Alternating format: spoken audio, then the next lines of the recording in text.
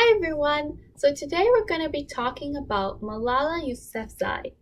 So Malala was born in Pakistan, which is a country in South Asia. And when she was only 10 years old, the place she was living decided that girls were no longer allowed to go to school. Now this really upset Malala because she loved going to school and she didn't think it was fair.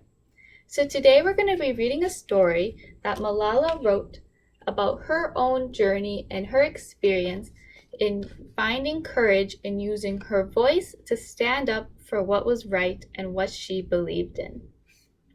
So this story is called Malala's Magic Pencil by Malala Yousafzai.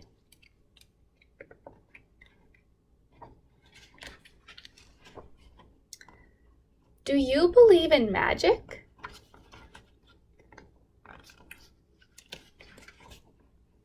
When I was younger, I used to watch a TV show about a boy who had a magic pencil.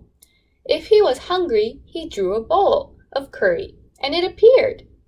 If he and his friends were in danger, he drew a police officer. The boy was a little hero, always protecting people who needed help. How I wanted a magic pencil too.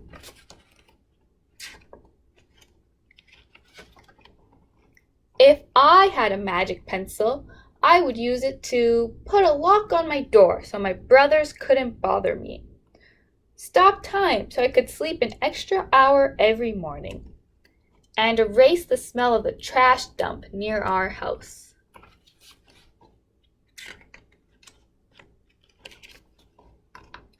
And I would use it to make other people happy. I would draw the most beautiful dresses in the world for my mother, and the best buildings in the valley for my father, so we could open many schools where children would study for free. And a proper ball so my brothers and I no longer had to play with an old sock stuffed with rubbish.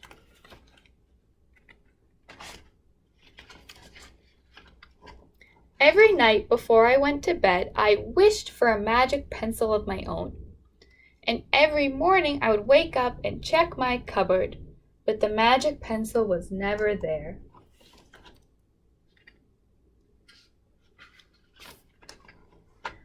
One day I was throwing away potato peels and eggshells at the dump. I was wrinkling my nose, swatting away flies, and making sure I didn't step on anything dirty in my nice shoes, when I saw a girl about my age sorting trash into piles.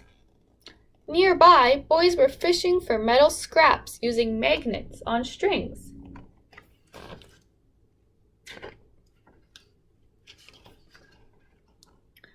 When my father returned home from work, I told him what I'd seen. It made him sad. "Abba?" I asked. "Yes, Johnny," he said back. I always liked when he called me dear one. "Why haven't I seen that girl in my class?" "Because," he said, but he didn't finish right away. "Because, Johnny, in our country, not everyone sends their daughters to school, and some children must work to support their family. Those boys will sell the metal scraps they find. If they went to school, their families would go hungry." School was my favorite place, but I had never considered myself lucky to be able to go.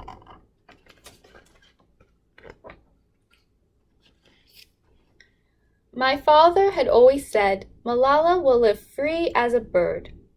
Now I wondered how free I'd truly be.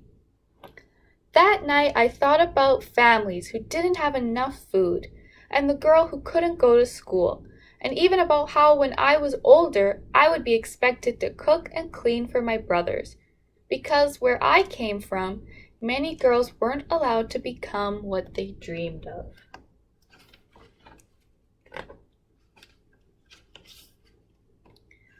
I knew that if I had the magic pencil, I would use it to draw a better world, a peaceful world. First, I would erase war, poverty, and hunger. Then I would draw girls and boys together as equals.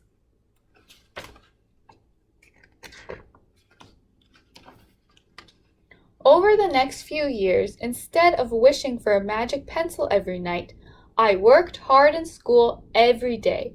I wanted to be one of the top students in my class.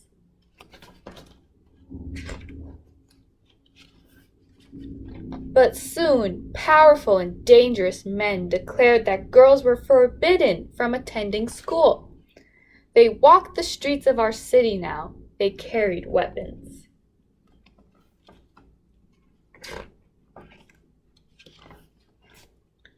One by one, the girls stopped coming to school.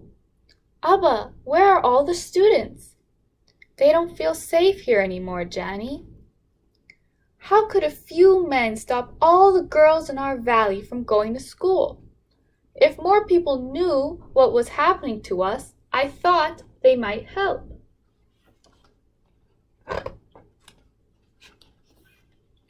Wishing wasn't enough. Someone needed to speak out. Why not me? I wrote about what it felt like to be scared to walk to school and how some of my friends had moved away because of the threat they faced in our city. I wrote about how much I loved school and how proud I was of my uniform.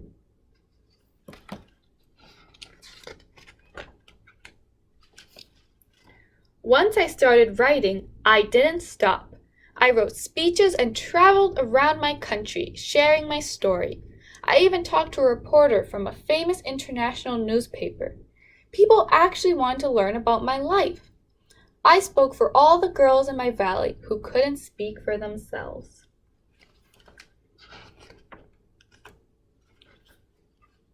My voice became so powerful that the dangerous men tried to silence me, but they failed.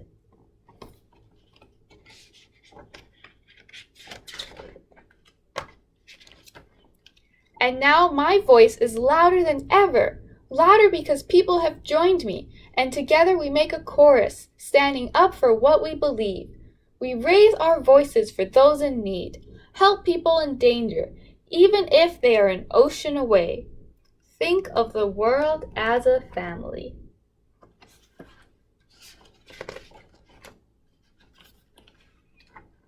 Do you still believe in magic?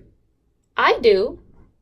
I wrote alone in my room, but people all over the world were reading my story. Millions now know it and help me spread my message of hope.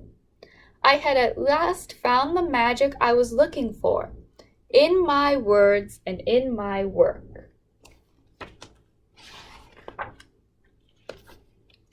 I am Malala, and I've always wished I could make the world a more peaceful place. And every day I work to make my wish come true. One child, one teacher, one book, and one pen can change the world. So in the end, Malala found that she had the magic within her the entire time, and that she didn't need a magic pencil. All she needed was to use her own voice and her actions, and she could change the world. And Malala did change the world. Now she travels the world speaking out about girls going to school and has helped millions of girls go to school by setting up schools. At the back of the book is a message Malala wrote for you guys at home. She wrote, "I hope that my story inspires you to find the magic in your own life and to always speak up for what you believe in. Magic is everywhere in the world, in your knowledge, beauty, love, peace. The magic is in you, in your words, in your voice." So attached in this newsletter is a worksheet about how you can use your own magic pencil. So it's going to be an activity for you guys at home to help you find your own voice. So you can print it off, and there's a series of questions that you can fill out, and at the end it's like a story. So I hope you guys enjoyed this video, and I hope you liked the story and the activity, and I'll see you next week. Bye!